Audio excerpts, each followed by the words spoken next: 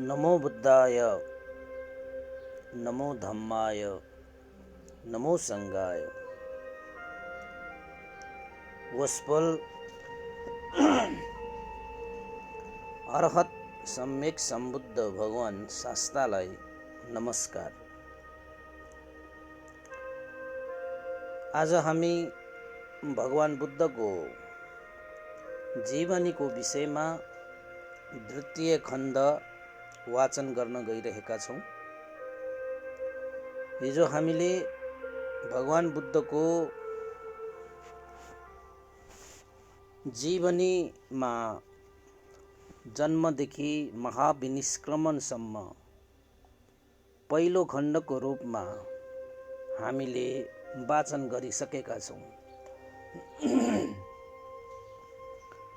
र आज हामी भगवान बुद्धको जीवनी विषयमा द्वितीय खण्डको रूपमा महाविनिष्क्रमण पछिका विषयहरूलाई यहाँ वाचन गर्न गइरहेका छौँ। सिद्धार्थ कुमारको भिक्षुत्व ग्रहण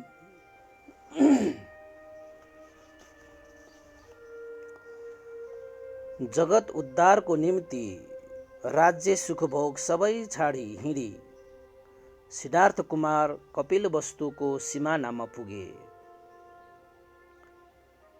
कपिलवस्तु राज्यलाई छोड्नुभन्दा अगाडि आफ्नो जन्मभूमि एकपटक हेर्ने उनको इच्छा भयो। उनको इच्छालाई जानी देवताहरूले देवानुभावले कण्ठकलाई कपिलवस्तुतिर फर्काइदिए। आफ्नो जन्मभूमिलाई प्रणाम गरिसकेपछि उनले कण्ठकलाई अगाडि बढ्ने इसारा दिए। कण्ठक त्यहाँदेखि वायु वेगले अगाडि बढ्यो।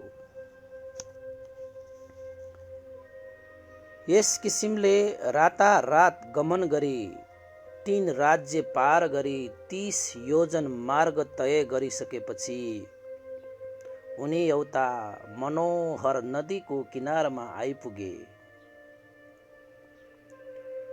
छन्न सारथीद्वारा यस नदीको नाम अनोमा भन्ने थाहा पाएपछि उनले त्यसो भए म प्रव्रजित हुने स्थान यही हो भनी कण्ठकलाई नदी पार हुने आज्ञा दिए। छन्नलाई आफ्नो पुच्छर समातेको समातै कण्ठक नदी पार भयो। त्यसपछि कण्ठकबाट चाँदीको पूर्ण जस्तो देदीप्यमान बालुवा भएको जमिनमा ओर्ली राजकुमारले छन्नलाई भने, प्रिय छन्दक, मेरो यो राजवस्त्र र कण्ठकलाई लिएर तिमी घर फर्क, दरबार फर्क। यस्तो कुरा सुनि छन्दकले भन्यो, देव, म पनि प्रव्रजित हुनेछु। म पनि प्रव्रजित हुनेछु भन्ने छन्दकको इच्छा सिद्धार्थ कुमारले सुनिसकेपछि सिद्धार्थ कुमारले उनलाई प्रव्रजित हुने अनुमति दिएनन्। 3 पल्टकसम्म उनले आग्रह गर्दा पनि सिद्धार्थ कुमारले भने, प्रिय छन्दक, तिमी पनि अहिले प्रव्रजित भयो भने बाबा सुदोधन महाराजलाई म प्रव्रजित भएको समाचार कसले पुर्याउन जाला? त्यसकारण यो मेरो आभरण र कण्ठकलाई लिएर म जगत उद्धारको निम्ति भिक्षु भएर गएको खबर महाराज सामु पुर्याउन जाऊ। म बुद्ध भएर आइसकेपछि तिमीलाई अवश्यमेव प्रव्रजित गरेर उद्धार गर्नेछु। यस प्रकारले आफ्नो राजवस्त्र र कण्ठक घोडा दुवै छन्दकलाई सुम्पिसकेपछि भिक्षुको निमित्ति यी लामा लामा कपाल सुहाउँदैन भनी खड्ग झिकी बायाँ हातले आफ्नो कपाल समाती दायाँ हातले काटी, यदि मैले बुद्धत्व प्राप्त गर्न सक्ने रहेछु भने यो काटेको केश जम्मै आकाशैमा उडिरहनेछ भनी आकाशतर्फ हुट्याइदिए। त्यो केस जम्मै आकाशमाथि हुट्टिँदै गएर 1 योजन माथि गई अडिरह्यो। त्यसबेला शक्रदेव आएर त्यो केस आदरपूर्वक एउटा सुवर्णको बट्टामा हाली देवलोकमा लगेर चूडामणि चैत्य बनाई भक्तिपूर्वक पूजा सत्कार गरी राखिराखे। यसरी खड्गले काट्दा कुमारको शिरमा 2 अङ्गुल जति बाँकी रहेको कपाल दाहिनेतर्फ घुङ्ग्रिँदै सिरैमा तासिरह्यो। त्यसबेलादेखि सिद्धार्थ कुमारको केश मुण्डन गर्ने आवश्यक रहेन। यो रेशमी वस्त्र भिक्षु रूपको निमित्त सुहाउँदैन भनी सिद्धार्थले गरेको सङ्कल्प बुझी काश्यप बुद्धको समयमा उनका विश्वासी मित्र घटीकार ब्रह्माले थाहा पाएर 1 बुद्धान्तर अगाडि यो सिद्धार्थ कुमार मेरा मित्र थिए। आज यिनी राज्य श्री सम्पत्ति सबै छाडी जगत उद्धारको निम्ति भिक्षु हुने विचार गरिरहेका छन् भनी श्रमण परिष्कार, जसलाई अस्त परिष्कार भनेर भनिन्छ, श्रमण परिष्कार लिएर आए उनलाई चढाए। उनले पनि घटीकार ब्रह्माले दिन ल्याएको चिब्र वस्त्र लगाई पात्र लिई भिक्षु वेश धारण गरी छण्डकलाई भने, प्रिय छण्डक, प्रिय मित्र, तिमी गएर मेरा पूज्य आमा बुबालाई म यसरी भिक्षु भएर गएको सबै कुरा वृत्तान्त सुनाऊ।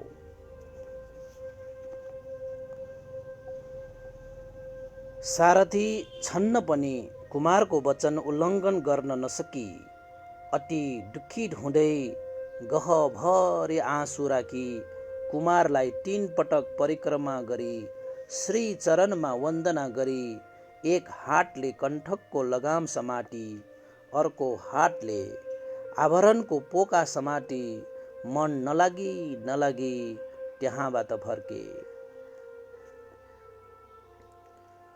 कण्ठक घोडा पनि सिद्धार्थ कुमारको कोमल वचन सम्झी अब फेरि कुमारको दर्शन कहिले पाउला भनी विरह गर्दै दुखित हुँदै फर्किँदै हेर्दै गइरहेको थियो। टाढा हुँदै गएपछि जब कुमार देखिन छोड्यो, हृदयले शोक थाम्न नसकी कण्ठक घोडा मुटु फुटेर त्यहीँ लेट्यो र केही क्षणमा कण्ठक घोडाले आफ्नो प्राण पनि छोड्यो। त्यसपछि देवलोकमा कण्ठक देवपुत्र भन्ने नामले जन्म हुन पुग्यो। अब सारथी छन्नलाई दुःख डबलियो। पहिले खाली राजकुमार एकजनाको मात्रै शोक विरह र दुःख थियो। कण्ठक समेत यसरी बाटैमा मरिदिँदा, प्राण त्यागिदिँदा उसले पनि हृदय थाम्न सकेन। तर नसकेर पनि के गर्ने, उपाय नै के थियो र? आखिरमा रुँदै एक्लै जङ्गलको बीच बाटोमा हिक्का छाड्दै उनलाई कपिलपुरतिर सुरु हिँड्न बाध्य तुल्यायो।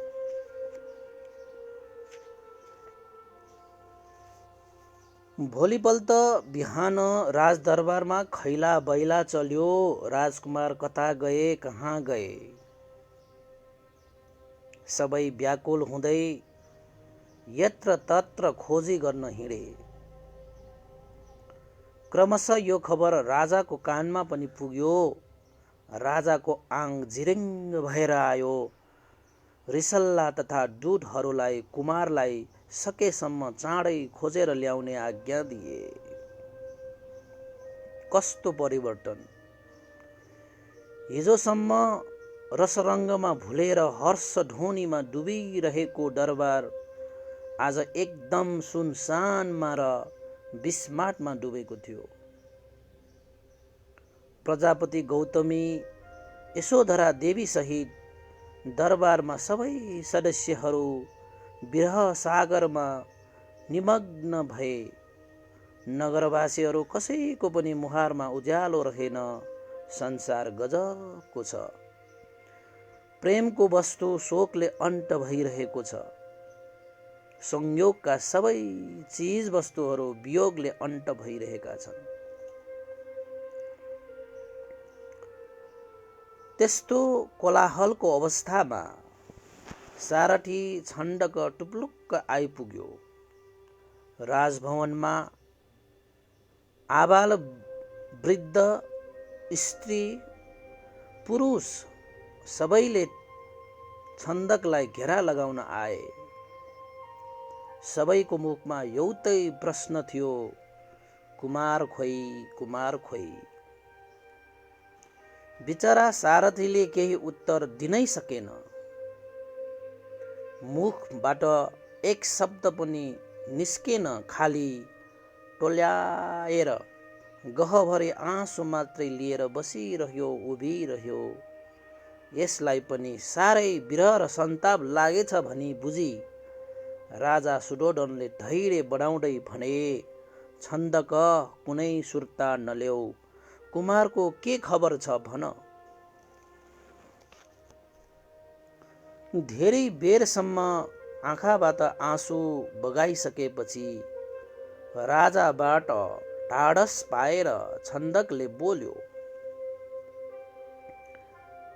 महाराज, कुमार घटिकार ब्रह्मले दिएको कासाय वस्त्र पहिरी भिक्षु भेष लिई जङ्गलतिर जानुभयो। उहाँले यो राजवस्त्र र कण्ठको घोडा लिई महाराज समक्ष यो समाचार पुर्याउन जाऊ भनी मलाई एक्लै फर्काई पठाउनु भयो। कण्ठकले उहाँको वियोग बिछोड सहन नसकी बीच बाटोमै आफ्नो प्राण त्याग गर्यो।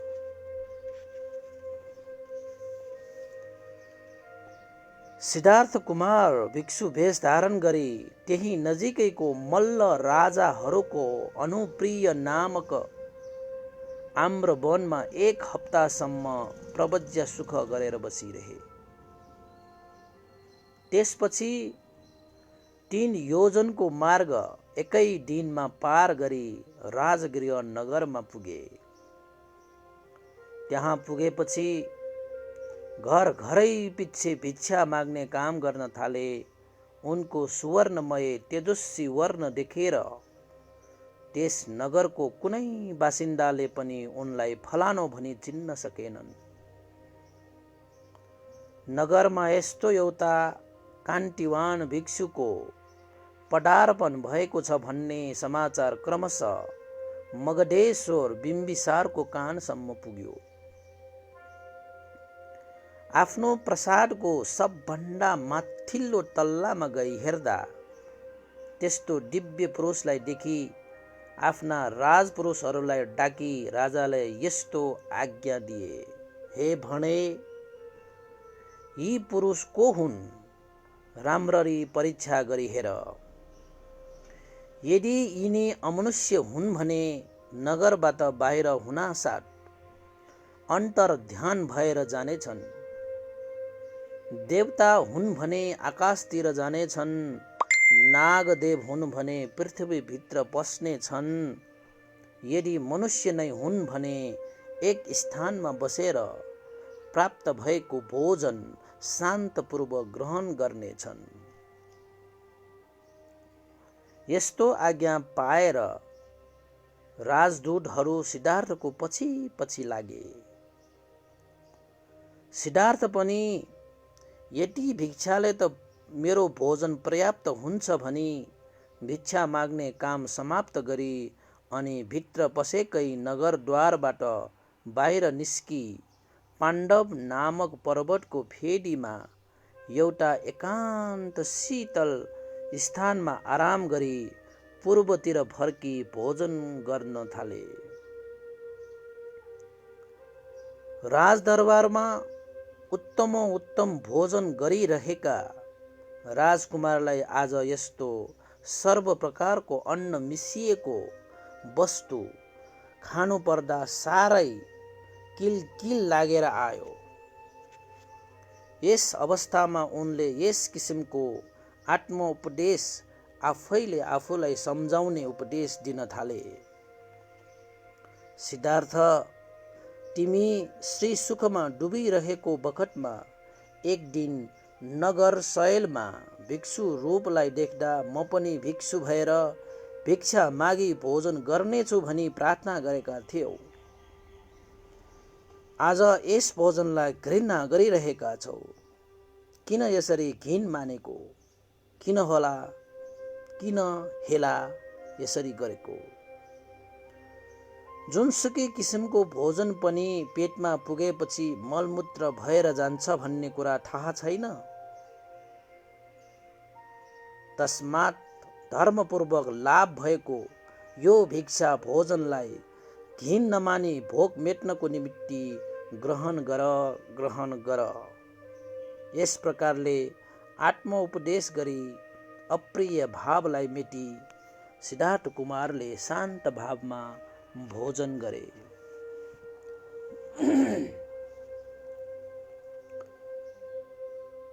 त्यस अनौठो भिक्षुले यस प्रकार भोजन गरेको देखि राजपुरुषहरू दगुर्दै मगधाधिपति महाराजा बिम्बिसारलाई खबर दिन गए। यो खबर सुन्नासाथ राजा बिम्बिसार हट्टर पट्टर रथमा बसी त्यस भिक्षु भएको ठाउँमा आइपुगे। त्यहाँ आइपुग्न साथ रथबाट ओर्ली उनको सन्मुख गई सादर नमस्कार गरी एक छेउतिर ओर्लिए उभिए। भिक्षुको आचरण र नियममा सुप्रसन्न भएका राजा बिम्बिसारले यस प्रकारले प्रार्थना गरे। भन्ते, मेरो राजपाट जम्मै म तपाईलाई चढाउँछु। ग्रहण गर्नुहोस् र राजभवनमा बसी राज्य सुख भोग गर्नुहोस्। भिक्षु भइसकेको सिद्धार्थ कुमारले पनि यस प्रकारले उत्तर दिए। राजन, मलाई यस्तो सांसारिक सुख भोगको आवश्यकता छैन। म पनि आफ्नो शाक्य राज्य छाडी प्रव्रजित भएको हुँ।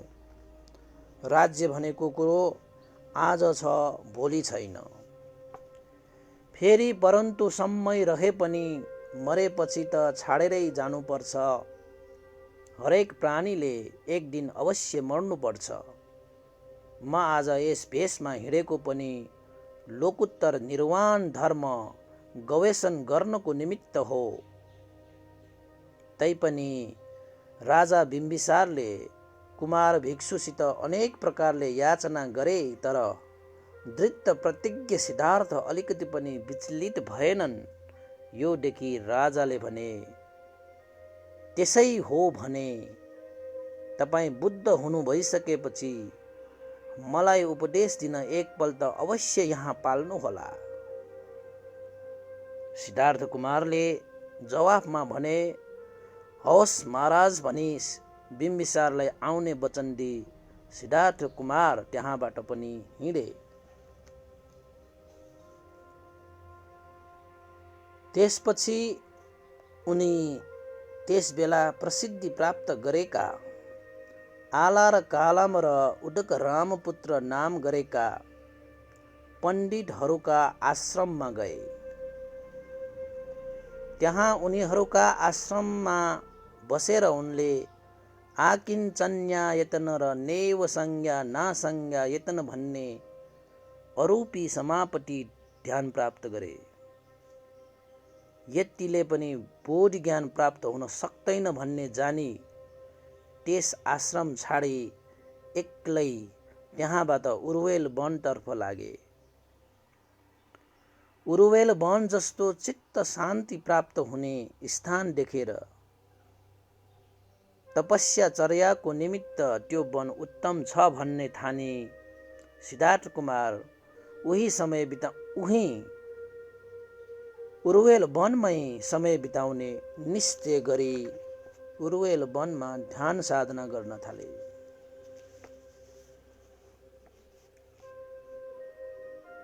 कुमार जन्म हुँदाखेरि नामाङ्करण गर्ने 8 जना ज्योतिषी पण्डितहरूमध्ये कौण्डन्य नाम गरेको ब्राह्मण 1 जना मात्रै अहिले बाँचेको छ। अरू 60 जना परलोक भइसकेका रहेछन्। सिद्धार्थ कुमार प्रव्रजित भएर उरुवेल वनमा बसिरहेका छन् भन्ने थाहा पाई त्यस कौण्डन्य पण्डितले आफ्ना मरिसकेका साथीहरूका छोराहरू कहाँ गई भन्यो, अहिलेसम्ममा तिम्रा बुबाहरू बाँचिरहेका भए सिद्धार्थको पछि पछि अवश्य पनि प्रव्रजित भएर गइसक्ने थिए। अब तिनीहरू यस संसारमा छैनन्, त्यसकारण आज हामी प्रव्रजित हुन जाउँ, हिँड। तर ती सकल पण्डित पुत्रहरूको राय एउटै भएन। कौण्डन्य र अरू 4 जना पण्डित पुत्रहरू एकमत भई प्रव्रजित भए। 5 जना एकमत भई एकै पटक भिक्षु भएर गएका हुनाले उनीहरूलाई पञ्चवर्गीय भिक्षु भन्दछन्। क्रमैसित ग्राम नगरमा भिक्षा लिँदै सिद्धार्थ भएको ठाउँमा गएर उनको सेवा 6 वर्षसम्म गरेर बसे।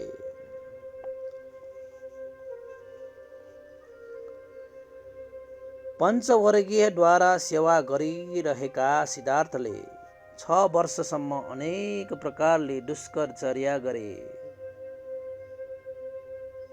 त्यस्तो कठोर चर्या गर्दा पनि इच्छा पूर्ण हुने गरी बोधि ज्ञान प्राप्त नभएपछि उनले त्यस किसिमको हठ योगादि शरीरलाई पीडा मात्र हुने ज्ञान रहित प्रज्ञा रहित मार्गलाई त्याग गरी साह्रै दुब्लो पातलो हाड र छाला मात्र बाँकी भइसकेको आफ्नो शरीरलाई पालन नगरी हुने छैन भनी क्रमैसित आहार ग्रहण गरी शरीर पोषण गर्न सुरु गरे। यो देखि सेवामा लागेका पञ्चवर्गीयहरूको मनमा सिद्धार्थप्रति विश्वास कम हुँदै गयो। यस प्रकारले कठोर व्रत गरी घोर तपस्यामा लागि खानपिन समेत छाडी आहार शुद्ध गर्दा त बुद्धत्व प्राप्त गर्न सकेनन् भने अब फेरि यस तरिकाले मिठो मिठो खाई शरीर पोषण गर्न थालेपछि कसरी बुद्धत्व प्राप्त हुन सक्छ भनी आफ्ना आफ्ना पात्र लिएर सिद्धार्थलाई त्यहीँ छाडी 18 योजन पर ऋषि पतन मृगदा वनमा गएर बसे।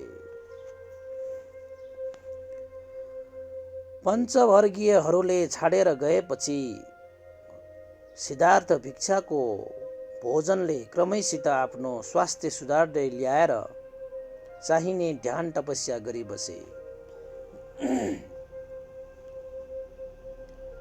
यस किसिमले समय बित्दै गयो र वैशाख शुक्ल पनि आइपुग्यो। एक दिन वैशाख शुक्ल चतुर्दशीको रातको 3य प्रहरमा सिद्धार्थले यस्तो किसिमको सपना देखे।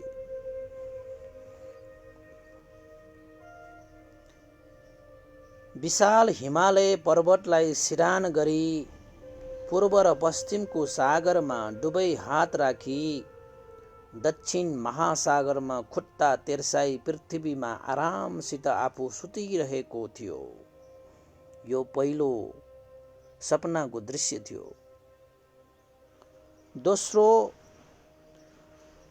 आफ्नो नाइटोबाट कुश उम्रेर आई आँखाले नभेटिने गरी माथि आकाशतिर फैलिँदै गइरहेको थियो। यो दोस्रो सपनाको दृश्य थियो। तेस्रो, दुवै पाइतालाबाट कालो र सेतो 2 किसिमका कमिला आदि उत्पन्न भई माथि घोडासम्म ढाकिने गरी आइरहेको थियो। यो तेस्रो दृश्य। र चौथो, विभिन्न रङका चारवटा चराहरू पाइतला नजिकैसम्म उडेर आई एकैछिनपछि एउटै रङका भएर गएको थियो।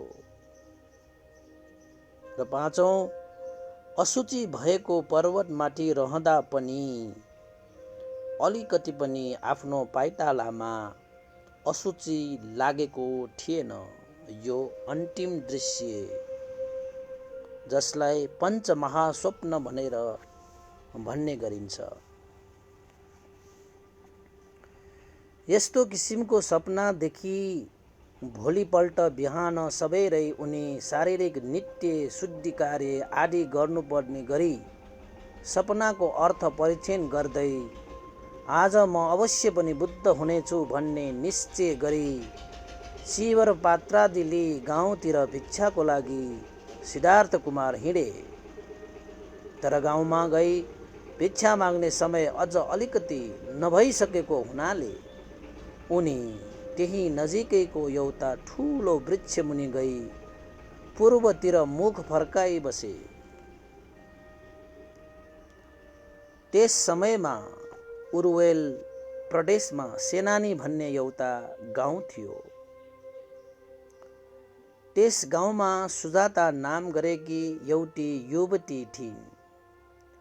वरवृक्षमा देवताको वास हुन्छ भन्ने विश्वासमा ती युवतीले आफू कुमारी अवस्थामा यदि समान कुल गृहमा गइसकेपछि सर्वप्रथम मलाई एउटा पुत्ररत्न प्राप्त भयो भने वर्षेनी यस वरवृक्षका देवतालाई गोक्षीरले पूजा सत्कार गर्नेछु भनी भाकल गरेकी रहेछिन्।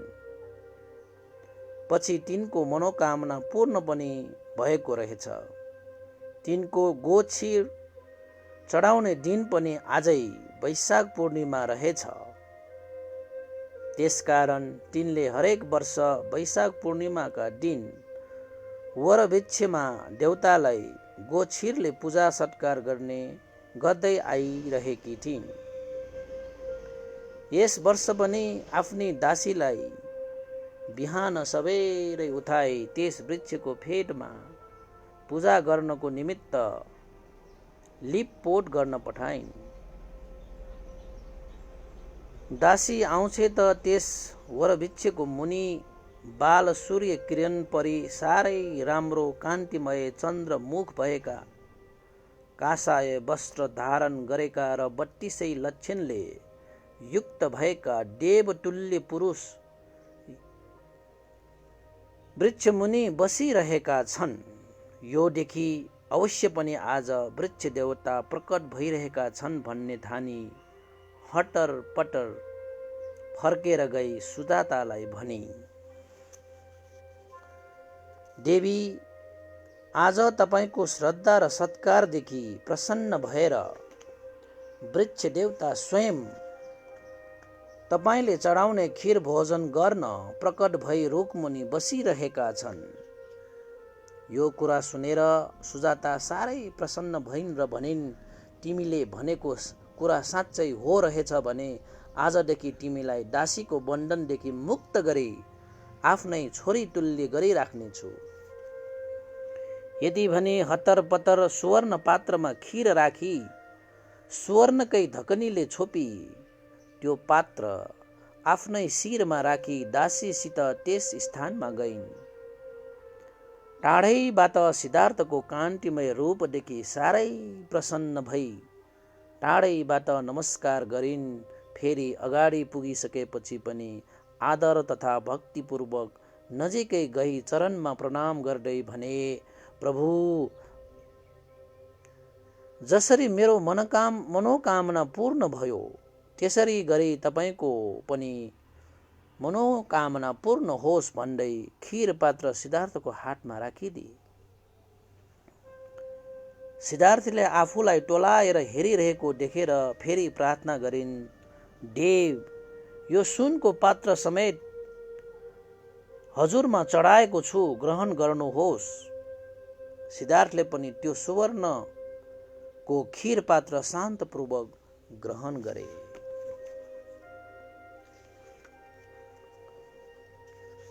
सिद्धार्थ खीर पात्र लिई त्यस आसनबाट उठी वरवृक्ष परिक्रमा गरी निरञ्जन नामक नदीतिर प्रस्थान गरे।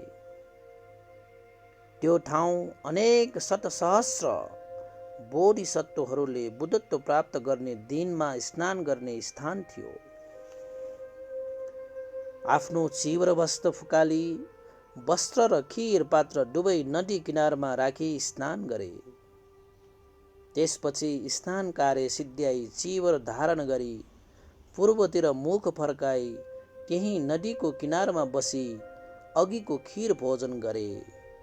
त्यो खीर जम्मा 49 घाँस थियो।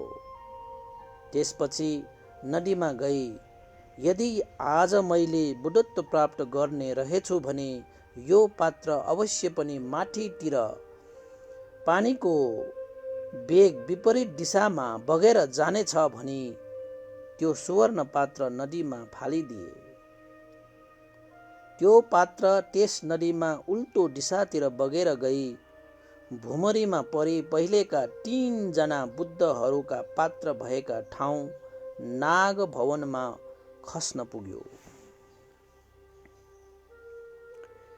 यस्तो पूर्व लक्षण देखि सिद्धार्थ अति सन्तोष मान्दै नजिकैको अति रम्य भद्रशाल नामक वनमा दिनभरि ध्यानमा निमग्न भएर बसे।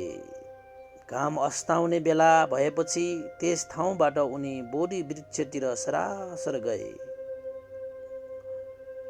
बीच बाटोमा स्वथीय नामक घाँसिया ब्राह्मण एउटाले भेटी अति प्रसन्न हुँदै उनलाई 8 मुठा घाँस दान दिए।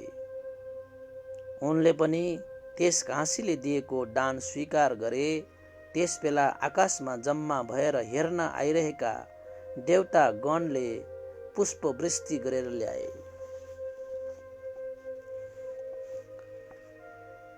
स्वथीयको तृण दान ग्रहण गरी सिद्धार्थ बुद्ध गया पुगे।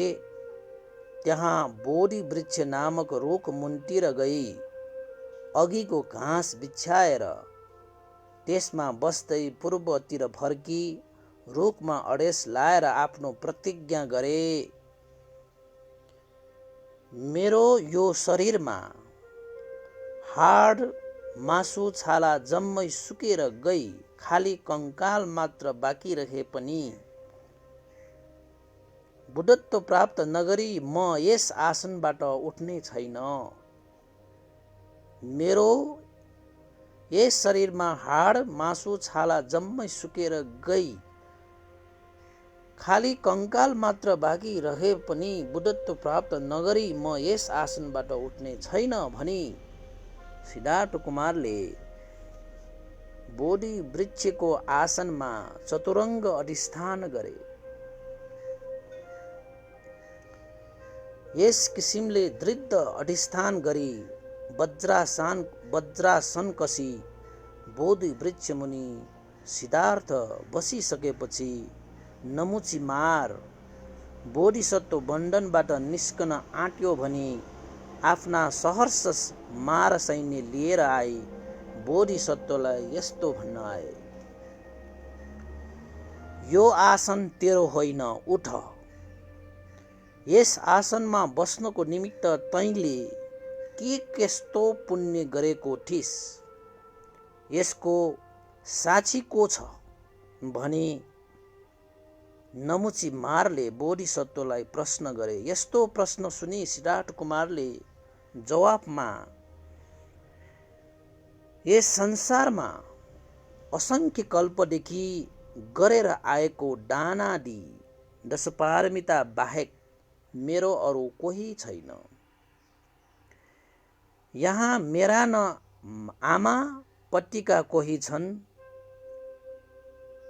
न बाबा पट्टिका, मैले यी जम्मै पारमिता पूर्ण गरेको पनि यस पृथ्वी मण्डलमा बाहेक अन्त कहीँ होइन भन्ने विचार गरी मारलाई भने, हेर मार, मैले 10 पारमिता पूर्ण गरेर आएको छु। यदि तिमीलाई साक्षी चाहिन्छ भने यही पृथ्वी माता मेरो साक्षी छिन्।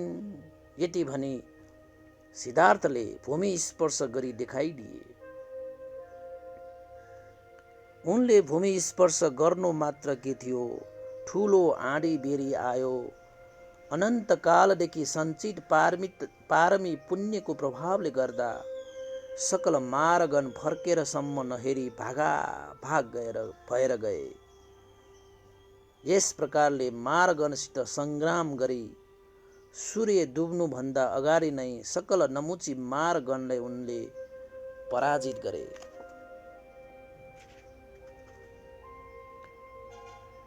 मारगणलाई पराजित गरेको देखि महाब्रह्मादि देवगणहरू आई उनलाई पुष्पवृष्टि सहित पूजा गरी विजय घोषणा गरे।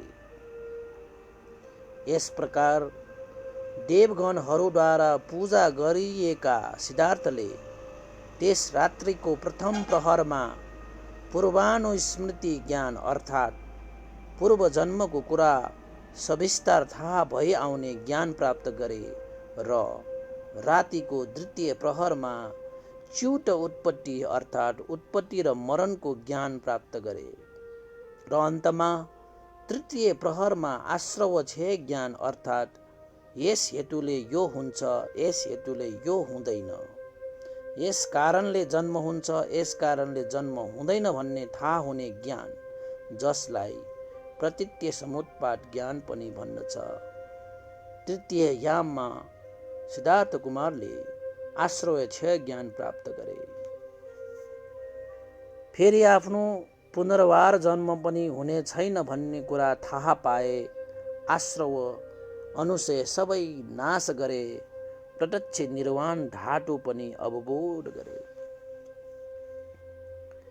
त्यसपछि सिद्धार्थले उक्त प्रतीत्य समुत्पाद ज्ञान सुरुदेखि आखिरसम्म र आखिरदेखि सुरुसम्म बार बार दोहोऱ्याई विचार गरिरहेको समयमा 10 लोक धातु कम्प भयो। यस प्रकार 10 भुवन कम्प गराई सिद्धार्थले बुद्धत्व प्राप्त गरी अरुणोदयको शुभ बेलामा सर्वज्ञ ज्ञान प्रतिबोध गरी बुद्धत्व ज्ञानको खोजीमा अनन्तकालदेखि संसार परिभ्रमण गरी हिँडेको आज प्राप्त भयो। तृष्णालाई क्षय गरिसके, मेरो आश्रय जम्मै विनाश भइसक्यो। अब म जन्म मरणदेखि मुक्त भएँ, मलाई अब संसारको कुनै बन्धनले छुन सक्दैन भनी प्रीति वाक्य प्रकाश गरे। यस पटक पनि बुद्ध भएका सिद्धार्थलाई महाब्रह्मादि देवगणहरूले अनेक प्रकारले पूजा सत्कार गरे। यस प्रकार शाक्य कुमार सिद्धार्थले वैशाख शुक्ल पूर्णिमाको दिन बोधि वृक्ष मुनि बुद्धत्व प्राप्त गरेका थिए। यस समयमा उनको उमेर 35 नागी जम्मा 35 वर्ष पुगेको थियो। उनी महामाया देवीको कोखमा प्रवेश हुन आउँदा, लुम्बिनी बगैँचामा जन्म हुन आइपुग्दा र अहिले बुद्धत्व प्राप्त गर्दा एउटै किसिमको 32 लक्षण लोकमा दृश्यमान भएको थियो। भूमि पनि कम्प भएको थियो।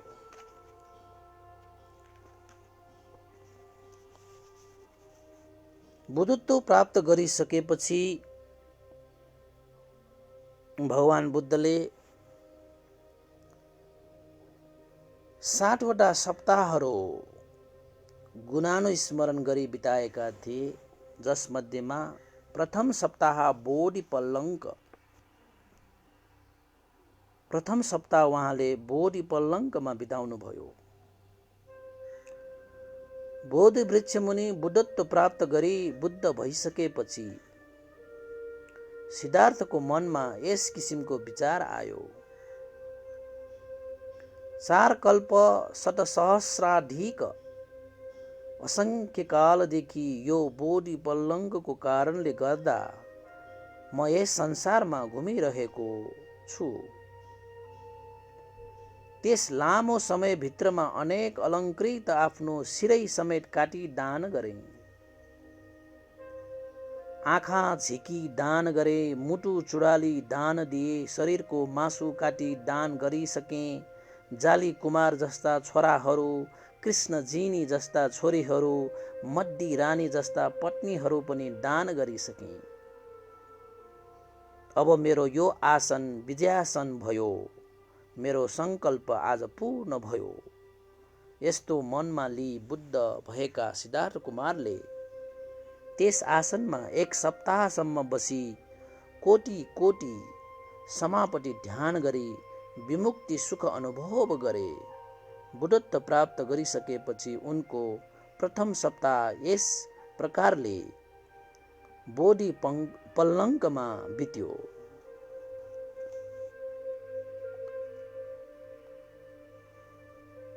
बुद्धत्व प्राप्त गरिसकेपछि पनि 60 दिनसम्म एउटै आसनमा त्यसरी उठ्दै नउठी बसिरहेको देखेर कुनै कुनै देवताहरूलाई सन्देह पनि भयो। यतिका दिन भइसक्दा पनि वज्रासनबाट उठेर आउँदैनन्, अझसम्म बुद्धत्व प्राप्त गर्न सकेका छैनन् कि भन्ने उनीहरूको मनमा शङ्का उत्पन्न हुन थाल्यो। देवताहरूले गरेको सन्देह जानी 1 हप्तापछि आफ्नो आसनबाट उठी भगवान बुद्ध आकाशमा गई अनेक विधि प्रातिहार्य रिद्धि प्रदर्शन गरी देवगणहरूको सन्देह दूर गरी फेरि पृथ्वी तलमा नै ओर्ले।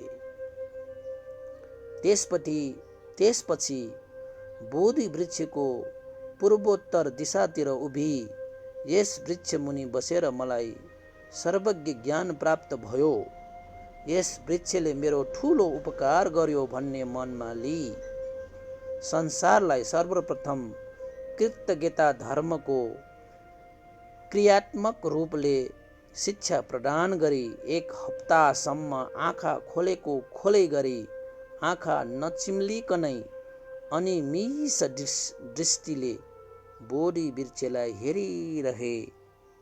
यस प्रकारले नेत्र पूजन भएको स्थानलाई अनिमिष चैत्य भनिन थाल्यो। बुद्धत्व प्राप्त गरिसकेपछिको बुद्धको यो दोस्रो सप्ताह थियो। त्यसपछि बुद्धले आफू उभिएको ठाउँबाट पूर्व र पश्चिम हेरी 1 सप्ताहसम्म धर्मलाई नमस्कार गर्दै चङ्क्रमण गरिरहे। त्यस स्थानको नाम चङ्क्रमण चैत्य कहलिन थाल्यो। 1 हप्तासम्म धर्मलाई नमस्कार गरेर चङ्क्रमण गरिएको स्थानलाई चङ्क्रमण चैत्य भनिन्छ। बुद्धत्व प्राप्त गरिसकेपछिको उनको यो तेस्रो सप्ताह थियो।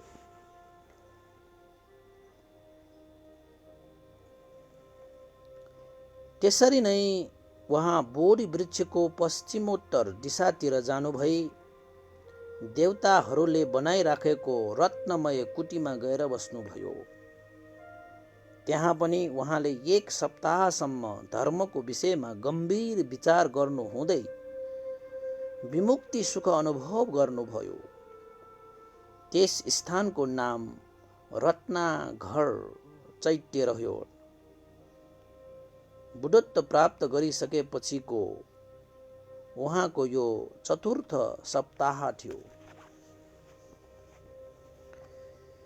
यस प्रकारले बोधि वृक्षको समीपमा 4 सप्ताहसम्म बिताइसक्नु भएपछि 5औं सप्ताहमा पूर्व भागमा स्थित अजपाल नामक वरको रुख मुनि जानु भएर बस्नुभयो। सिद्धार्थले बुद्धत्व प्राप्त गरी छोडेको आफूलाई कुनै विघ्न बाधा उपस्थित गर्न नसकेकोले साह्रै दुखित भएर बसिरहेका आफ्ना बाबा यशवर्ती मारलाई देखेर तृष्णा, अरती र रागी भन्ने उनका 3 जना छोरीहरू आएर बुबालाई भने, भो बुबा, यसरी दुखी नहुनुहोस्। हामी स्त्री जाति हौँ, हाम्रो माया मोहको बसमा नआउने यस लोकमा को होला। यति भनी ती 3 जना भगवान बुद्धको अघिल्तिर गई अनेक प्रकारले स्त्री मायाले छोपी अनेक प्रलोभन देखाउन सुरु गरे। नाच, गान र नृत्य देखाउँदै माया मोहमा जालमा अड्काउन खोजे। यसरी मारपुत्रीहरू आएको देखेर भगवान बुद्धले यस जितं नावजियति अर्थात् जसको विजयलाई यस संसारमा अब कसैले अविजय गर्न सक्दैन भनी श्लोक पाठ गर्नुभयो। यो सुनि मारपुत्रीहरू लज्जित भएर त्यहाँबाट कुलेलम ठोके। त्यसै बेला जे भने पनि हुँ हुँ भन्ने अहङ्कारी ब्राह्मण एकजना आएर बुद्धसित यस किसिमको प्रश्न गर्यो, हे गौतम, कहाँदेखि ब्राह्मण हुन्छ? कुन धर्माचरण गरेपछि ब्राह्मण हुन्छ? भगवान बुद्धले प्रश्नको अभिप्राय बुझेर यस किसिमको जवाफ दिनुभयो, पाप रहित भइसकेका, हुँ हुँ मात्रै भनी अहङ्कार नगर्ने, निक्लेश भइसकेका ध्यानी, अन्त थाहा पाएको, ब्रह्मचार्य पालन गरिसकेको, धर्मानुकूलले ब्राह्मण बाट पालन गर्न जान्ने, जुनसुकै कुरामा पनि रागादिदेखि छुटकारा पाइसकेको यस्ता पुरुषलाई म ब्राह्मण भन्दछु। यति कुरा पालन गर्नेलाई ब्राह्मण भन्दछु। यही धर्मले ब्राह्मण होइन्छ भनेर भगवान बुद्धले उत्तर दिनुभयो। यस्तो जवाफ सुनि ब्राह्मण टाउको हल्लाउँदै त्यहाँबाट फर्क्यो। बुद्ध त्यहाँ 1 हप्तासम्म धर्मा अमृत पान गरेर बस्नुभयो। यो उहाँको बुद्धत्व प्राप्त गरिसकेपछिको 5औं सप्ताह थियो। पुनः त्यस आसनबाट उठी बुद्ध बोधि वृक्षको स्थानबाट पूर्व कुनातिर रहेको मुचलिन्द वृक्ष मुनि गएर बस्नुभयो। त्यहाँ बसेर विमुक्ति धर्मको सुखानो अनुभव गरिरहनु भएको बखतमा घनघोर आँधी व्याधि आयो। घनघोर रूपमा आँधी बिरी आइरहँदा पनि भगवान बुद्ध मुचलिन्द वृक्ष मुनि ध्यानमा बसिरहनुभयो। यो देखि त्यस मुचलिन्द रुख मुनि रहेका नागराजा आए आफ्नो शरीरले बुद्धलाई 60 फन्काले बेरी शिरमाथि श्वेत छत्रले ओढाए झैँ आफ्नो फण विशाल रूपले फैलाई उहाँको सुकोमल बुद्ध शरीरमा 1 ठोपासम्म पानी पर्न नदी रक्षा गरिरहे। बुद्ध पनि गण्डकुटीमा बसे झैँ 1 सप्ताहसम्म नागपासभित्र बसी विमुक्ति सुख अनुभव गरिरहनुभयो। 1 सप्ताहपछि आँधी बेहरी थामियो। आकाशमा बादल हटेर गयो। नागराज आफ्नो रूप बदली देवकुमारको भेष लिई भगवान बुद्धलाई नमस्कार गर्दै अगाडि उभिए। भगवान बुद्धले उनको अभिप्राय बुझी यस प्रकारको श्लोक उच्चारण गर्नुभयो। सुखो विवेको तुथस्स सुत्त धम्मस्स पश्यतो अव्यापजं सुखं लोके पानभूतेषु संयमो सुखा विरागता लोके कामानं समिति कमो अस्समिस्मानस्स यो विनयो येतं वे परमं सुखति। सन्तोषी भएर बस्नु नै सुख हो, धर्म चिनेर बस्नु नै सुख हो, प्राणीहरू उपर संयम राखी व्यापाद रहित भएर बस्नु नै सुख हो, कामादि राग अतिक्रमण गरी वैरागी भएर बस्नु पनि सुख नै हो, म भन्ने अहंकार रहित भएर बस्नु सबभन्दा ठुलो सुख हो। बुद्धत्व प्राप्त गरिसकेपछिको यो बुद्धको 6औं सप्ताह हो।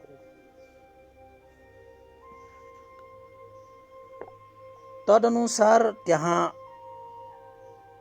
उहाँ भगवान बुद्ध दक्षिण दिशातिर रहेको राजा यत्न नामक वृक्ष मुनि जानुभयो।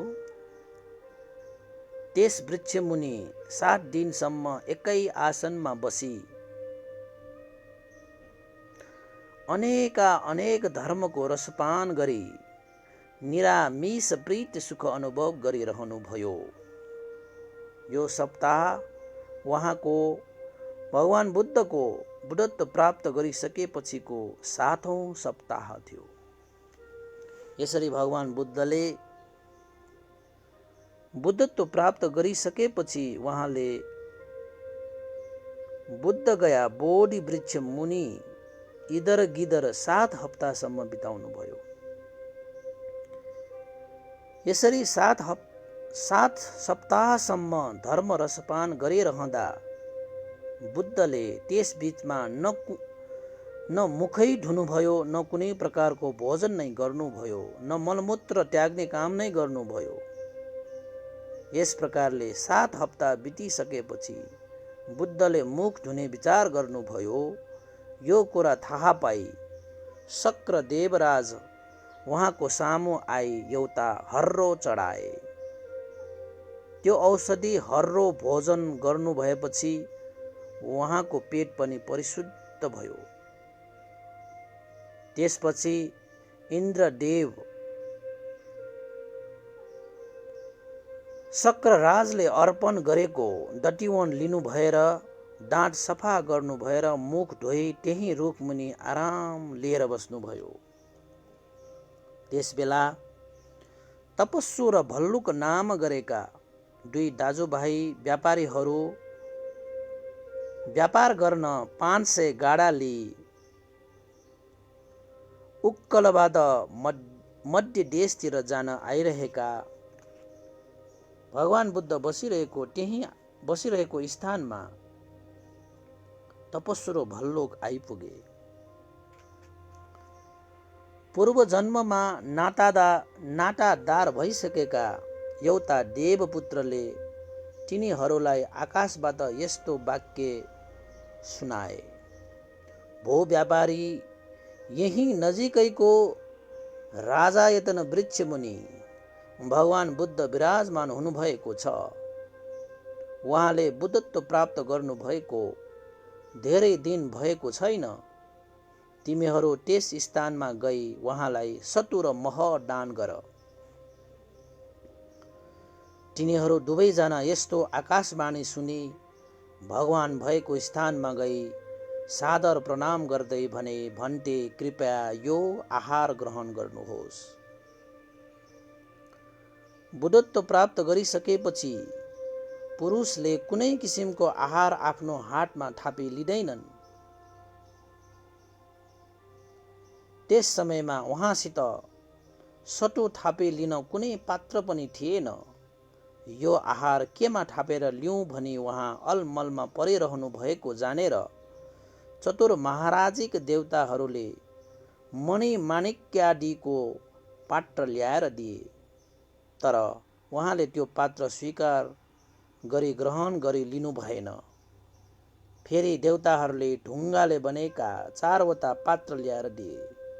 उहाँले आफ्नो रिद्धि बलले चारैवटा पात्रलाई एउटै पात्र गराउनु भई तपस्सु र भल्लुकहरूले दिएका सतु र मह त्यस पात्रमा थापिलिनुभयो। त्यस सतु र मह भोजन गरिसकेपछि उहाँले ती तपस्सु र भल्लुकहरूलाई धर्म उपदेश गरी दान र शील र भावनाका कुराहरू आज्ञा गर्नुभयो। भगवानको उपदेश अमृतले ती दुवैजना साह्रै सन्तुष्ट भई बुद्ध र धर्मको शरणमा गई उपासक बने। सबभन्दा पहिले बुद्ध र धर्मको शरणमा गएका ती दुई व्यापारीहरू द्वैवाचिक दुई वचनका उपासकहरू भए। त्यसपछि तिनीहरूले बुद्धलाई उहाँको कुनै शारीरिक चिन्ह एउटा भए पूजा गरी पुण्य प्राप्त गर्न सकिनेछ भनी निवेदन गरे। यानि कि तपस्सु र भल्लुकले भगवान बुद्ध समक्ष आफ्नो केही चिन्ह प्रदान गर्नु भन्ने आग्रह गर्नुभयो। यो सुनि भगवान बुद्धले आफ्नो शिरमा हात लानु भई 8 मुठी केश धाटो झिक्नु भई उनीहरूलाई दिनुभयो। उनीहरूले अत्यन्त आदरपूर्वक त्यो केश धातु एउटा पात्रमा थापिलिए। आफ्नो देशमा पुगेपछि ती व्यापारीहरूले त्यस केश धातुलाई गर्भमा राखी एउटा चैत्य बनाई नित्य पूजा सत्कार गरेर राखे।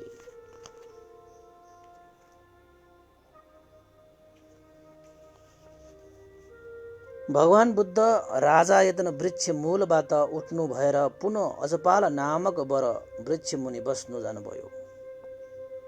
त्यहाँ बसी धर्मको गम्भीरताको विषयमा विचार गरिरहनु हुँदा बुद्धको मनमा यस्तो कुरा उत्पन्न भयो। यो गम्भीरादि गम्भीर बोध गर्न गाह्रो, साह्रै कठिन, शान्त र प्रणीत निपुण पण्डितहरूले जान्नुपर्ने यस्तो धर्म आज मैले राम्ररी जानिसकेँ। यो जगत पञ्चकाम रसमा आसक्त भएर रहेको छ। यस्ता प्राणीहरूलाई यस हेतुले यस्तो हुनेछ र यस हेतुले यस्तो भएको हो भनी जानिलिनुपर्ने गम्भीरादि गम्भीर प्रतीत्य समुत्पाद धर्म अवबोध गराउन साह्रै गाह्रो हुनेछ। सबै संस्कार निरोध भई निर्वाण प्राप्त हुन्छ भन्ने कुरा थाहा पाउन यिनीहरूको निमित्त साह्रै गाह्रो हुनेछ। इत्यादि कारणले गर्दा बुद्धको चित्त धर्म प्रचार गर्नमा अनुत्साहित भयो। यसै कारणले उहाँले यो निम्न श्लोक उच्चारण गर्नुभयो। किच्छेन मे अधिगतं हलं दानी पक्कासितुं राग दोष परे तेहि नायं धम्मो सुसंबुद्धि पतिशोतगामी निपुण्य गंभीर दुर्दशं अनु रागरता न दक्खन्ति तमोखण्डेन आवता। अति कष्ट सहेर मैले आज यो धर्म अवबोध गरेँ। यस लोकमा प्राणीहरूले यसलाई बुझ्ने छैनन्, किनभने उनीहरू राग द्वेष मोहमा डुबिरहेका छन्। ज्ञान गुण र सदाचार बिना यसको अवबोध हुन सक्दैन। यो अगम्य जन्म व्याधि विनाशक तथा निर्वाण प्राप्त धर्म हो। मोहरूपी धुवाँभित्र रङ्गमङ्गी रहेको व्यक्तिहरूले यसलाई देख्नु त असम्भवै हो। यसपछि भगवान बुद्ध धर्म प्रचार गर्नमा अनुत्साहित भएको देखेर सहमपति ब्रह्मा देवगणहरूसित देवलोकबाट पृथ्वीमा आई भगवानको समक्ष आफ्नो ओढ्ने दाहिने घुँडाले टेकी दुवै हात जोडी यस्तो किसिमले भगवान समक्ष प्रार्थना गरे, भगवान सत्व प्राणी उप दया राख्नु भई धर्म उपदेश गर्नुहोस्। धर्म उपदेश गर्नुहोस् भगवान शास्ता। यस लोकमा धर्मलाई बुझ्न सक्ने अल्प क्लेशयुक्त तथा तीक्ष्ण प्रज्ञावानहरू नभएका होइनन्। यदि भगवानले धर्म उपदेश गर्नु भएन भने सधर्म श्रवण गर्न नपाई तिनीहरूको जीवन पनि व्यर्थ जानेछ।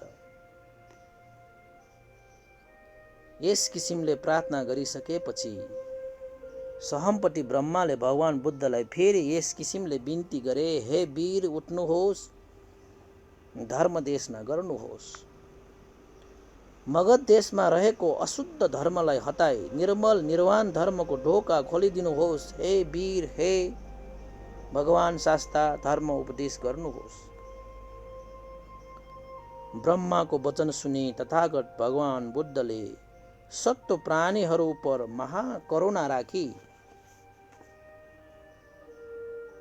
आजदेखि अमृतको मूल ढोका खोलिदिए भनी उच्चारण गर्नुभयो। महाब्रह्मा बनी भगवान बुद्धले अब धर्म उपदेश गर्नुहुने भयो भनी हर्षचित्त गरी श्री चरणमा प्रदक्षिणा गरी अन्तर्ध्यान भएर गए।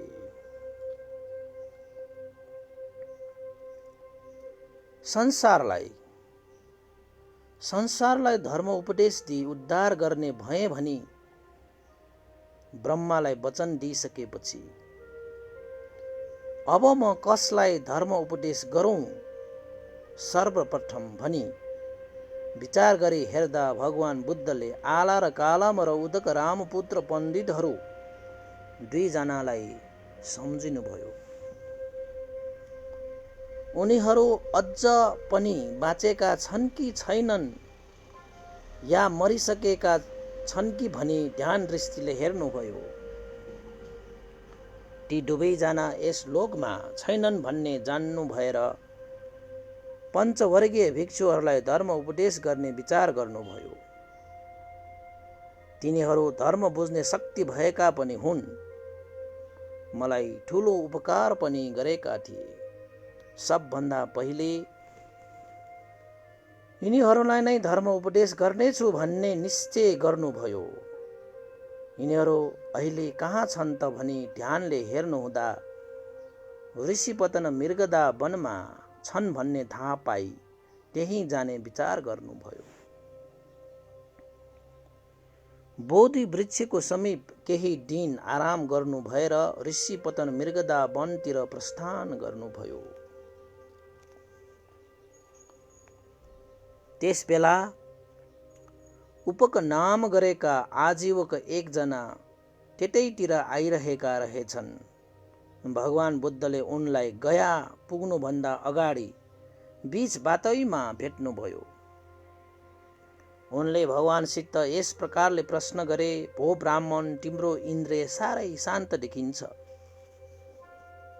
तिम्रो मुहार पनि कति प्रसन्न छ। तिमी के कारणले प्रवजित भएका हौ? तिम्रो शास्ता को हुन्? तिमीलाई कुन धर्म निको लाग्यो? उनको यस्तो प्रश्न सुनि भगवान बुद्धले यसरी उत्तर दिनुभयो, समस्त क्लेशलाई पन्छाई तृष्णालाई क्षय गरी स्वयं निर्वाण धर्म अवबोध गर्ने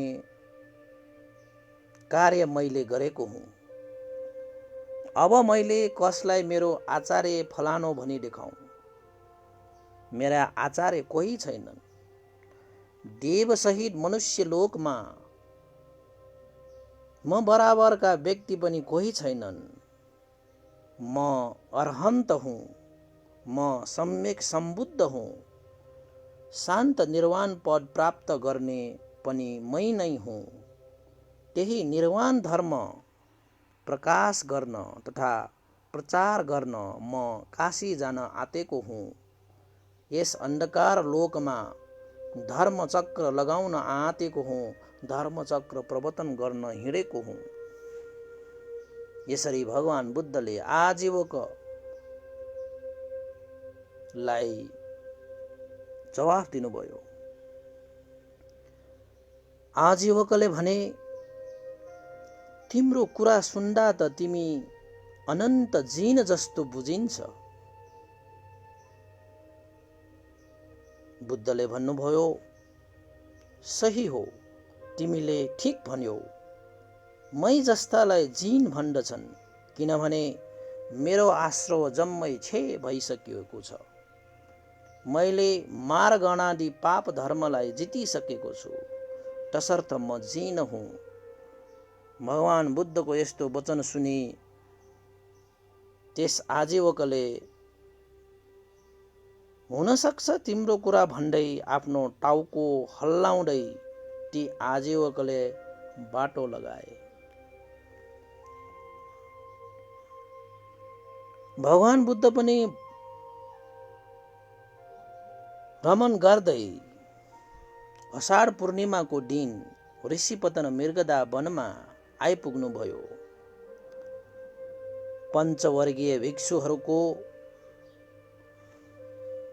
पञ्चवर्गीय भिक्षुहरूले उहाँलाई टाढैबाट देखे।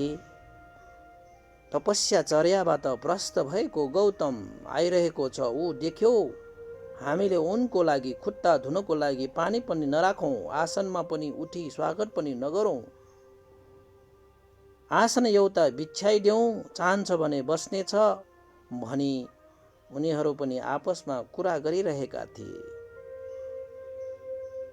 तर भगवान बुद्ध अगाडि मात्रै के आइपुग्नु भएको थियो, उहाँको मैत्री चित्तको प्रभावले तिनीहरू एकजना पनि आफ्नो वचनमा स्थिर भएर बस्न सकेनन् र हतरपतर उठी कसैले भगवानको हातको पात्र लिन थाले, कसैले पानी ल्याएर उहाँको श्री चरणमा पखाल्न थाले, कसैले रुमालले पुस्न थाले, कसैले आसन बिछ्याउन थाले। यस प्रकारले भगवानलाई स्वागत सत्कार गरी एकातिर गई ती पाँचै जना उभिरहे।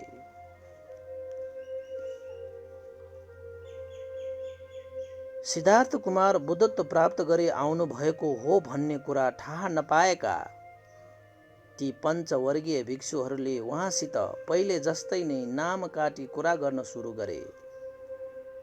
बुद्धले तिनीहरू उप ठूलो कृपा राख्नुहुँदै आज्ञा गर्नुभयो, भिक्षुवर्ग, तथागत भइसकेकालाई नामोच्चारण गरी अथवा नाम उच्चारण गरेर आफूभन्दा कान्छोलाई जस्तै आबुसो भनी सम्बोधन गरी कुरा गर्नु ठिक छैनन्।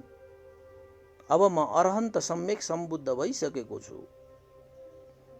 फेरि बुद्धले भन्नुभयो, भिक्षुगण ध्यान दिएर सुन, म तिमीहरूलाई उपदेश गर्नेछु। त्यस उपदेश अनुसार आचरण गर्ने कुल पुत्रलाई प्रवजितको उद्देश्य भएको अनुत्तर ब्रह्मचार्य पूर्ण भई यस जन्ममा उपशान्त निर्वाण प्राप्त हुनेछ। पञ्चवर्गीयहरूले जवाफ दिए, गौतम, त्यत्रो कष्टकारक दुष्कर चर्या तपस्या गर्दा पनि तपाईले उत्तरीय मनुष्य धर्माबोध गर्न सक्नु भएन भने अब हिष्टपुष्ट हुने गरी खाई सुखपूर्वक बसेर कहिले बोधि ज्ञान प्राप्त गर्न सक्नुहुनेछ र? भगवान बुद्धले भन्नुभयो, भिक्षुगण, तथागत चर्या भ्रष्ट भएको छैन, न सुख भोग गरेर हिँडेको छु। तथागत अर्हत सम्यक सम्बुद्ध भइसकेको छ। उसले निर्वाण पद प्राप्त गरिसकेको छ। भिक्षुगण, ध्यानपूर्वक उपदेश सुन, जुन उपदेश अनुसार चल्नाले निर्वाण पद प्राप्त हुनेछ, दुःखबाट सदाको लागि छुटकारा मिल्नेछ।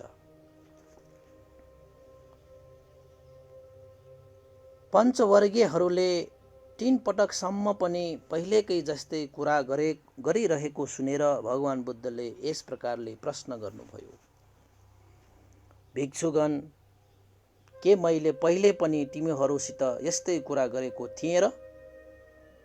थिएन हजुर। त्यसो भए सुन, तथागत अरहत सम्यक सम्बुद्ध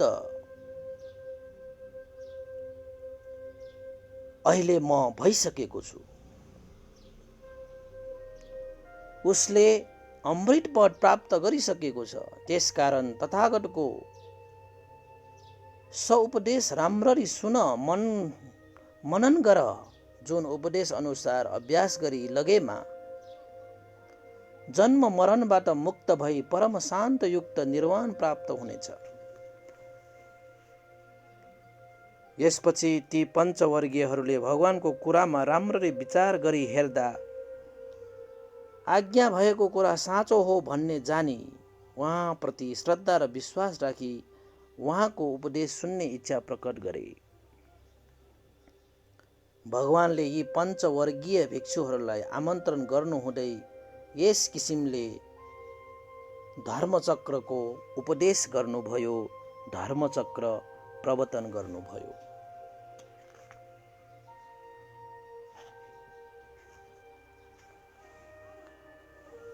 भिक्षुगण, प्रवचित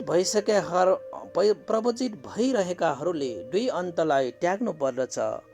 ती दुई अन्त के हुन् भने पञ्चकाममा आसक्त भइरहनु, जसलाई हीन गाम्य पृथकजन्य अनर्थयुक्त भनिन्छ, र शरीरलाई अति कष्ट दिई हठचर्या गर्नु, जसलाई दुःख अनार्य धर्म अनर्थयुक्त भनिन्छ। यी दुवैको अतिमा नगई मध्यम मार्ग अर्थात् बीचको बाटोमा हिँड्नु पर्दछ। त्यसैबाट सोझै निर्वाण पदमा पुगिन्छ। तथागतले त्यस मध्यम मार्ग अवबोध गरिसकेको छ।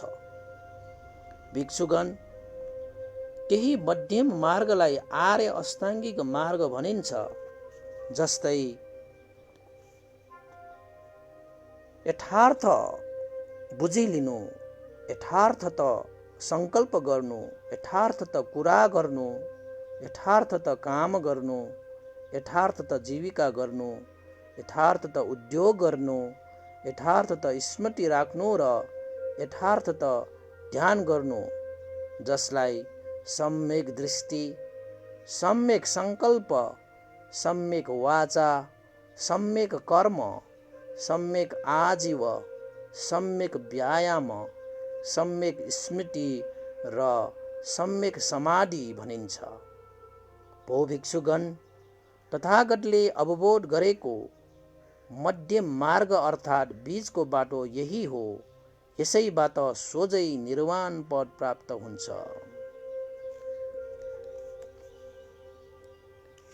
भगवान बुद्धले थप्नुभयो, भिक्षुगण, जन्म हुनु, बुढो हुनु, मरण प्राप्त हुनु, शोक सन्ताप गर्नु, चीज वस्तुको वियोग भई मन नपरेकाहरूको संयोग हुनु तथा इच्छित वस्तु अप्राप्त हुनु इत्यादि सबै दुःख हुन्। छोटकरीमा भन्ने हो भने पञ्चस्कन्ध नै दुःखको पोको हो। फेरि फेरि जन्म हुनाको कारण काम तृष्णा, भव तृष्णा, विभव तृष्णा निर्मूल गर्नु नै दुःखबाट छुटकारा पाउने मार्ग हो।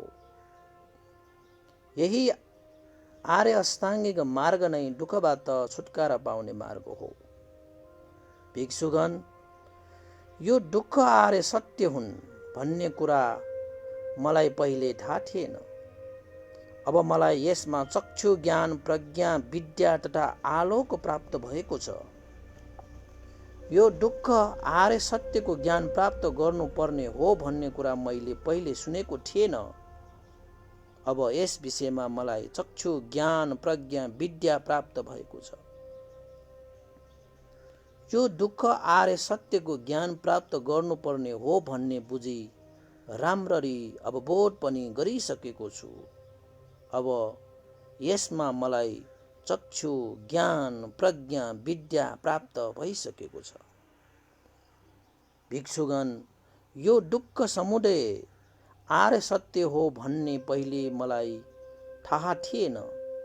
अब मलाई यसमा चक्षु ज्ञान विद्या प्राप्त भएको छ। यो दुःख समुदय आर्य सत्यलाई त्याग्नु पर्दछ भन्ने कुरा अगाडि मैले सुनेको थिएन।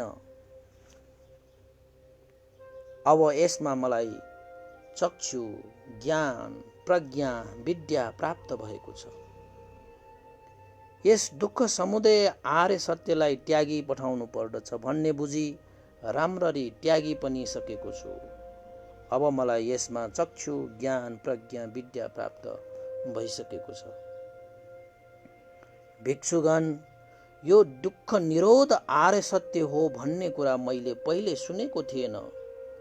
अब मलाई यस विषयमा चक्षु ज्ञान प्रज्ञा विद्या प्राप्त भएको छ।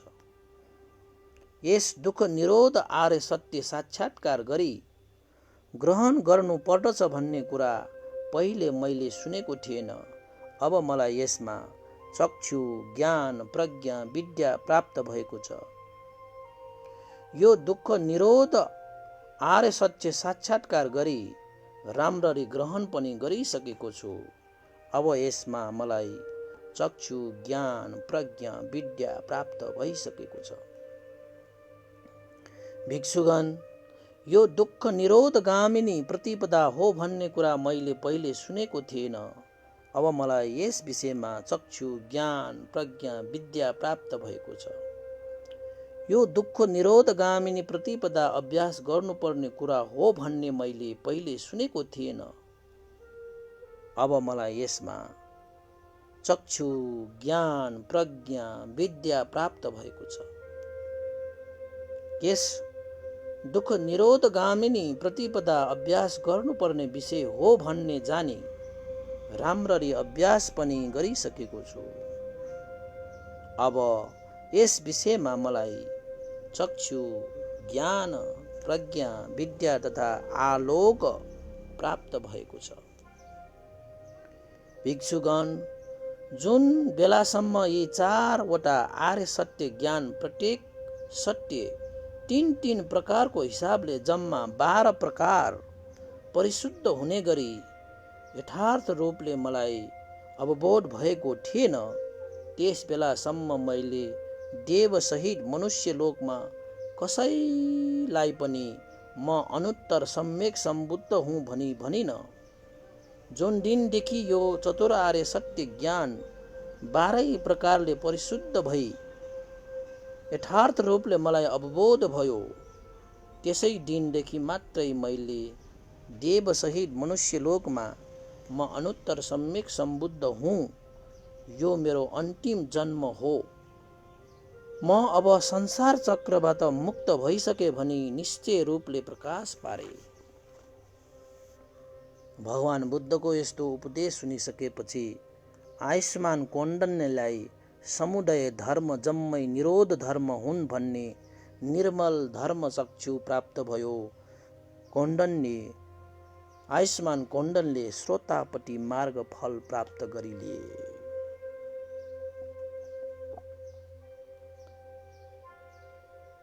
यस प्रकारले भगवान बुद्धले धर्मचक्र प्रवर्तन गर्न सिद्ध्याउनु भएको देखि भूमिस्थ देवताहरूले यस वाराणसी ऋषिपतन मृगदा वनमा भगवान बुद्धले देवसहित मनुष्यहरूले कहिलेसम्म चलाउन नसकेको अनुत्तर धर्मचक्र चलाउनु भयो भनी साधुकार दिँदै घोषणा गर्न थाले। यस्तो घोषणा सुनेका ब्रह्मकायिक देवताहरूले पनि ठूलो घोषणा गर्न सुरु गरे। यस प्रकारले त्यस घोषणा शब्द त्यही क्षण त्यही मुहूर्तमा ब्रह्मलोकसम्म पनि पुग्यो। 10 लोक धातु कम्प भयो। देवताहरूमा दिव्यानुभावले पनि भेट्टाउन नसकेको अप्रमाणिक उद्धार ज्योति संसारमा फैलिन थाल्यो। यसरी भगवान बुद्धले धर्मचक्र प्रवर्तनको माध्यमबाट यो संसारमा धर्मको ज्योति फैलाउनु भयो। सारा सत्व प्राणी मनुष्य देव ब्रह्माहरूलाई सम्म पनि महाकरुणा चित्त राखेर पञ्चवर्गीय भिक्षुहरूको माध्यमबाट संसार उप उहाँले महाकरुणा चित्त राखेर धर्मचक्र प्रवर्तन प्रारम्भ गर्नुभयो। त्यसपछि भगवान बुद्धले यस्तो प्रीति वाक्य प्रकाश पार्नुभयो, कौण्डन्य अब तिमीले सम्झिलियौ, तिमीले बुझिलियौ। त्यस बेलादेखि आयुष्मान कौण्डन्यको नाम ज्ञान कौण्डन्य भनी प्रसिद्ध भयो। त्यसपछि धर्म बुझेको कौण्डन्य भिक्षुले भगवानसित प्रार्थना गरे, भन्टे मलाई प्रव्रज्या र उपसम्पदा दिनुहोस्। भगवान बुद्धले हात उठाएर आज्ञा गर्नुभयो, यहाँ आओ भिक्षु, साक्षात धर्म विनयमा राम्ररी ब्रह्मचार्य पालन गरी दुःखको अन्त गर। यही वाक्य आयुष्मान कौण्डन्यको निमित्त उपसम्पदा भयो। यस प्रकार भगवान बुद्धले अषाढ पूर्णिमा उत्तराषाढ नक्षत्रको दिन धर्मचक्र सूत्र देशना गर्दै आयुष्मान कौण्डन्यलाई धर्मावबोध गराउनु भयो।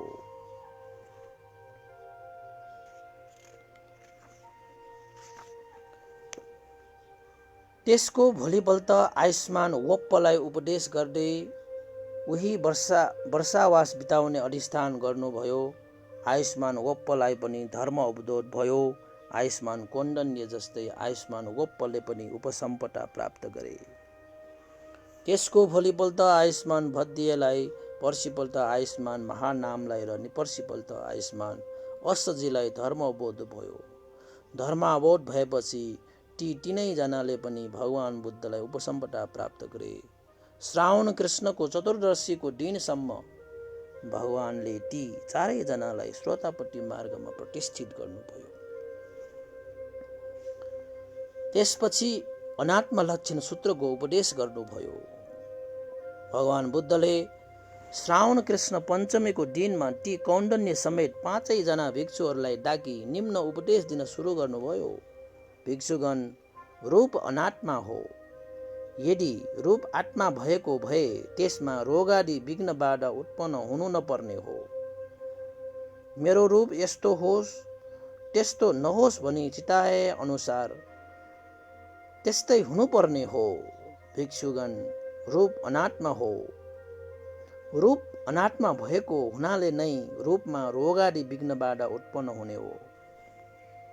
आफ्नो रूप आफूले चिताए झैं केही पनि नभएको कारण पनि यही अनित्य अनात्मा भएको कारणले नै विघ्न बाधा उत्पन्न हुन्छ। त्यसै कारण वेदना, संज्ञा, संस्कार तथा विज्ञान आफूले भने झैं नभएको हो। त्यसकारण भन हे भिक्षुगण, रूप नित्य हो कि अनित्य? अनित्य भन्टे। अनित्य वस्तु सुख कि दुःख? दुःख हो भन्टे। यसरी अनित्य हुने, दुःख हुने, विपरिणाम हुने वस्तुलाई यो मेरो हो, यो म हुँ, यो मेरो आत्मा हो भनी समाएर बस्नु के उचित होला त? होइन भन्टे, उचित हुँदैन भन्टे भनेर जवाफ फर्काए। त्यसो भए भिक्षुगण, वेदना, संज्ञा, संस्कार तथा विज्ञान नित्य कि अनित्य? अनित्य भन्टे भनेर पञ्चवर्गीयहरूले जवाफ दिए। अनित्य वस्तुहरू सुख हो कि दुःख हो त? सबैले उत्तर दिए, दुःख हो भन्टे। यसरी अनित्य हुने, दुःख हुने, विपरिणाम हुने वस्तुलाई यो मेरो हो, यो म हुँ, यो मेरो आत्मा हो भनी चिताउनु, समाएर बस्नु के उचित हुन्छ त? पञ्चवर्गीयहरूले जवाफ दिए, हुँदैन भन्टे।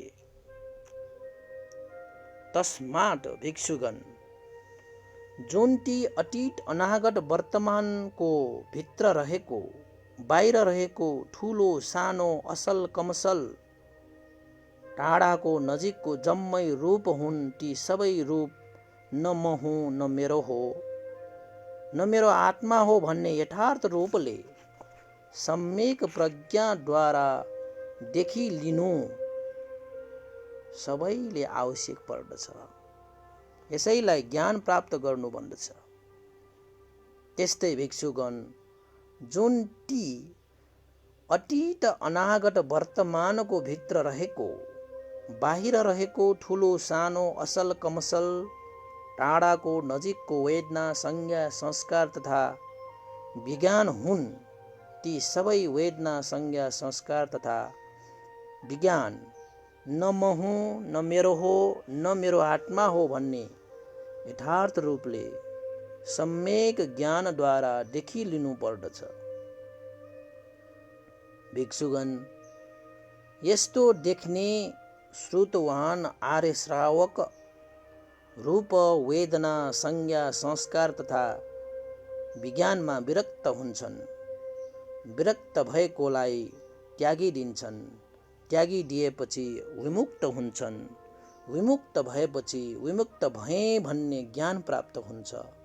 त्यस्तै फेरि जन्म हुने हेतु क्षीण भयो, ब्रह्मचार्य पूर्ण भयो, गर्नुपर्ने काम गरिसके, अबदेखि पुनः यस्तो आत्मभाव छैन भन्ने पछि त्यसले राम्ररी बुझिलिन्छ।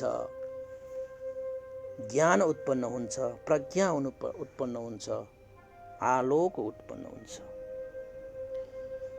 यस्तो उपदेश सुने पञ्चवर्गीय भिक्षुहरूले भगवान बुद्धको देशनालाई अभिनन्दन गरे। उपदेश सुनिसकेपछि ती 5 जना भिक्षुहरू अर्हत फल प्राप्त गरे।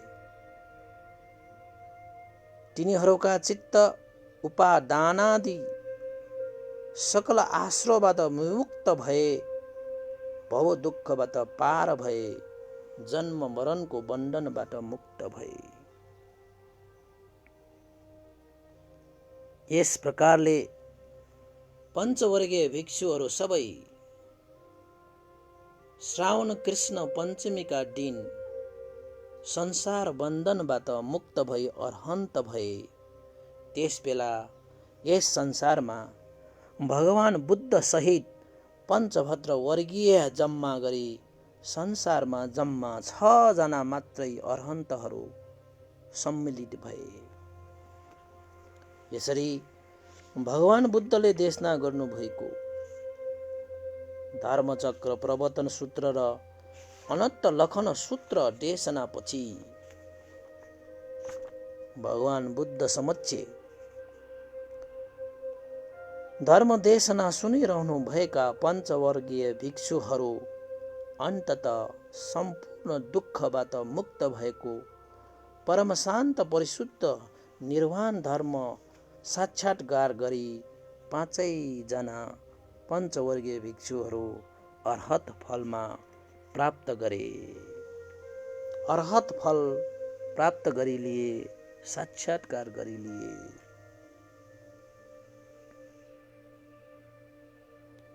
यसरी भगवान बुद्धको धर्म ज्योति सर्वप्रथम